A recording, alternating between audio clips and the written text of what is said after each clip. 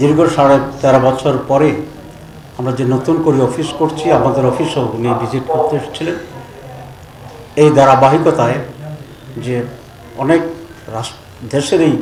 রাষ্ট্রদূত প্রতিনিধিরা আমাদের অফিসে আসছেন। তিনি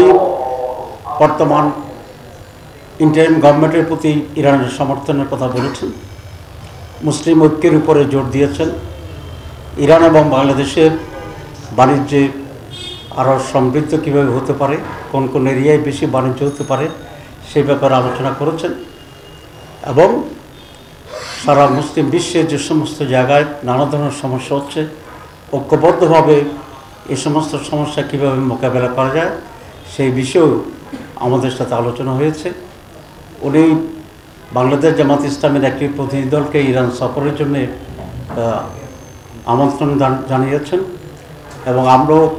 সময় সুযোগ মতো দাওয়াত গ্রহণ করে ইরানে যাওয়ার জন্য ইচ্ছা পোষণ করেছি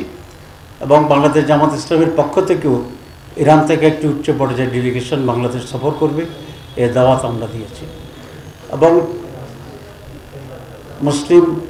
দুটি বৃহৎ দেশ হিসাবে সারা দুনিয়ার মানুষের কল্যাণ কীভাবে হতে পারে এবং মুসলমানরা কী ধরনের ভূমিকা নিতে পারে সে বিষয়ে আমাদের সাথে মত বিনিময় হয়েছে। আমরা এই সকল বিষয়ে ঐকমত্য পোষণ করছি এবং আগামীতে